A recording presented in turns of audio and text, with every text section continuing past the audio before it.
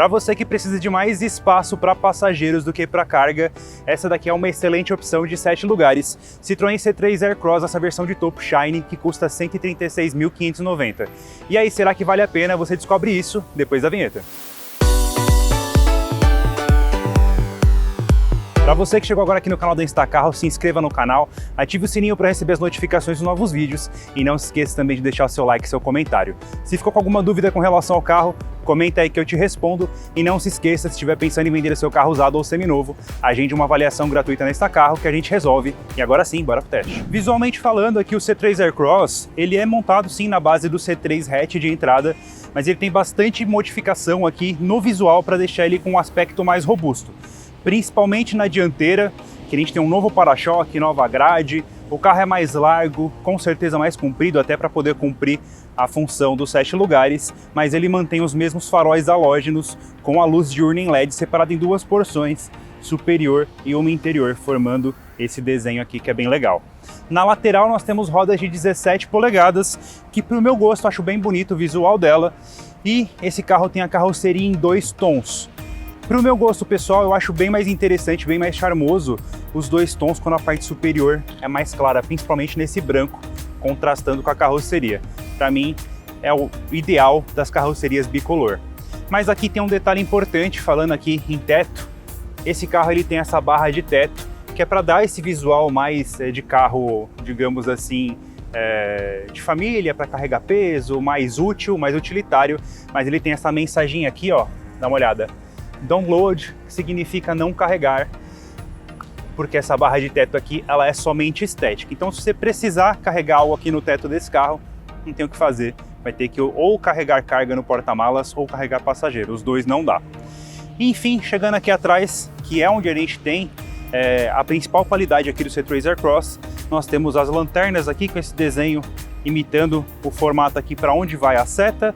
Temos essa faixa que une as duas lanternas aqui em preto brilhante, o logo da Citroën. Temos aqui o C3 Aircross com 7, identificando a versão de 7 lugares. E por fim, chegando ao porta-malas, nós temos aqui a versão que você pode usar com o banco, para você ter uma noção de espaço de porta-malas.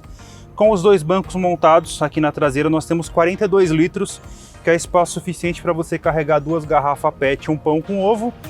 E se você baixar aqui o banco, 358 litros de volume. É um volume menor do que você for usar se você for comprar a versão de 5 lugares, que é um baita porta-malas, ou você pode aproveitar e tirar aqui de uma maneira bem simples o banco. Puxou a alavanca, pesa 8 quilos, simples.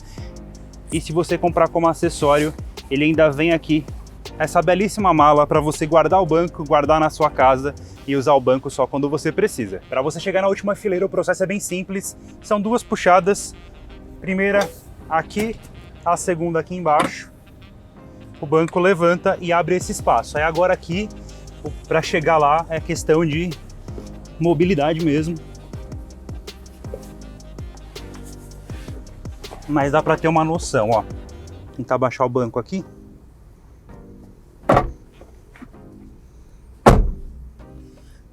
Não é tão espaçoso não.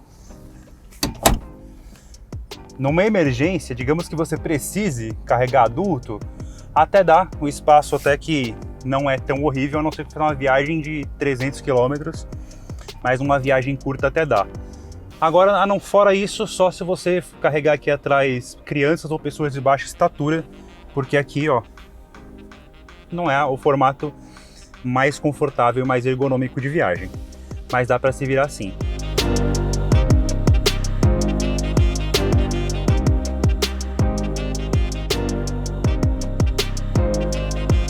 Para quem vem aqui na fileira central, a gente tem esse controle aqui para ajudar a distribuir melhor o ar. Ele não é uma saída de ar-condicionado, ele funciona como se fosse aqueles exaustor de cozinha. Você liga aqui, ó, ele vai puxar o ar. Ele puxa o ar gelado que você está ligado do ar-condicionado ali na frente e distribui através desses difusores na parte superior.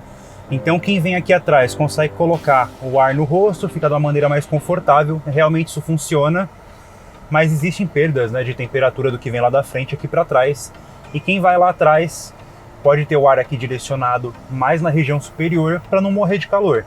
Na prática parece uma baita gambiarra, com certeza o ideal seria que tivesse uma saída de ar-condicionado aqui, mas no fim das contas funciona para o que precisa e é uma opção inteligente, pensando em custo de produção mesmo. Colocar uma tubulação de ar-condicionado, uma ar-condicionado individualizado aqui na traseira se tornaria o projeto muito mais caro, e aqui até que é uma saída inteligente, bem legal.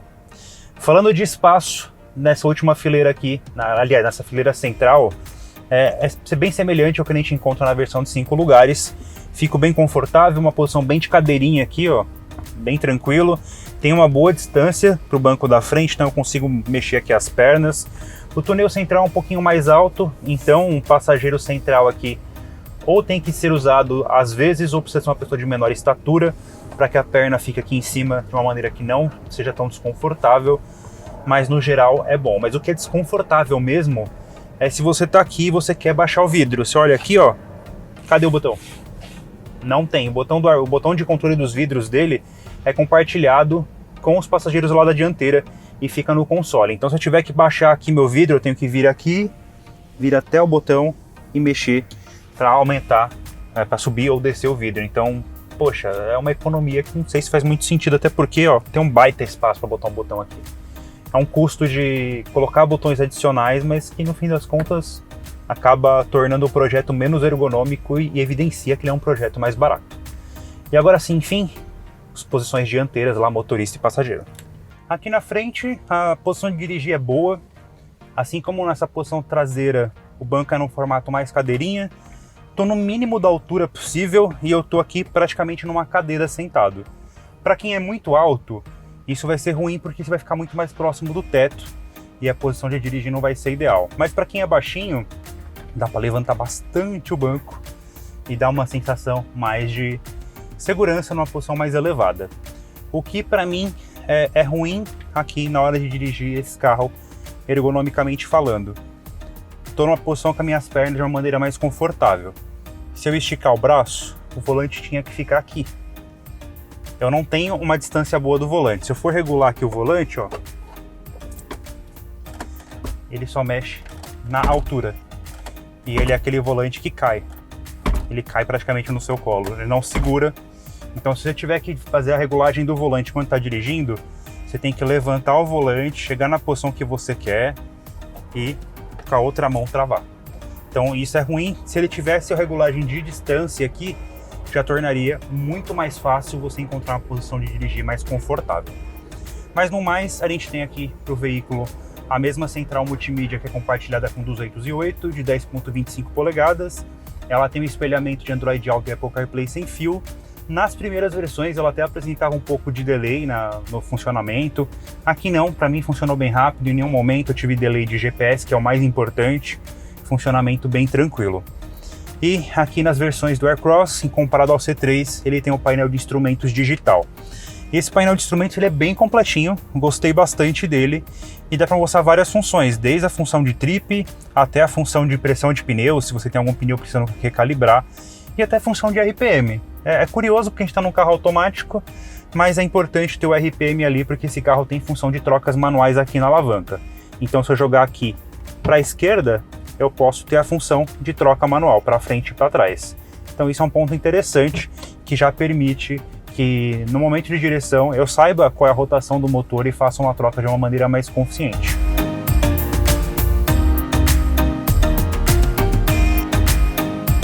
Aqui a gente tem o famoso motor T200 da Stellantis, compartilhado com Fiat e com Peugeot e Citroën. 1.0 turbo de 3 cilindros que rende 130 cavalos com etanol e 20.4 kg de torque.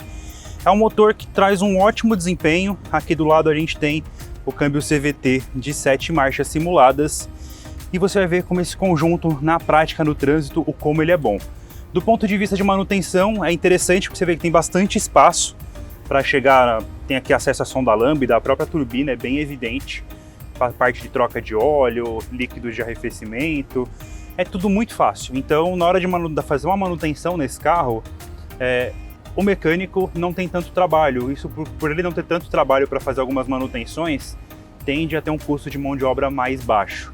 Isso ajuda bastante, você vê na prática, quando esse carro for seminovo, o quanto o custo de manutenção dele vai ser inferior em relação a outros carros que tem baita motores, fechando todo aqui a região do cofre e tornando a manutenção dele um pouco mais difícil. Aqui, um projeto bem interessante, bem ideal, e que não é só um projeto fácil de fazer manutenção, mas é um projeto que atende bem a proposta do carro. E eu vou te mostrar isso agora no test drive. Bora lá. Com esse conjunto de motor e câmbio, o Citroën C3 Aircross ele até que tem um ótimo desempenho aqui na cidade, surpreendeu. Eu consigo rodar de uma maneira que ele me oferece potência e torque boa parte do tempo, e até dá para brincar um pouquinho, porque ele é um carro bastante rápido. Da forma como é calibrado aqui o conjunto, ele me dá uma posição de que quando eu acelero, quando eu dou o pedal, ele consegue trabalhar bem esse aproveitamento de torque no câmbio CVT e me dá uma condição, por exemplo, de saída de semáforo bastante interessante. Ele não é um carro lento, muito pelo contrário. Ele dá a sensação justamente de um carro bastante leve e que o motor até sobra um pouquinho. É um carro bem gostoso de dirigir. Isso de um modo normal. Ainda tem a possibilidade de deixar ele na função Sport. Qual que é o problema? O botão Sport desse carro ele fica aqui do lado posicionado. Ele fica posicionado com outros botões, como por exemplo o limitador de velocidade, do travamento de vidros para as crianças, do botão de travamento de portas, e eu não consigo visualizar ele enquanto eu estou dirigindo. Esse é um grande problema. Ele não fica de uma posição ergonômica. Então, para eu saber onde eu tenho que clicar, qual botão, eu tenho que deslocar aqui, prestar atenção, acionar o botão e aí voltar.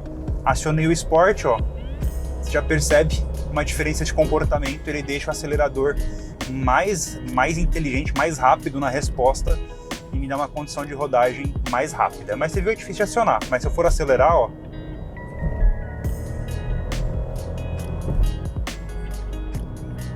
ele é bem legal. Qual que é o problema para mim, para você não aprontar nem aqui na cidade, nem em estrada? É a calibração de suspensão.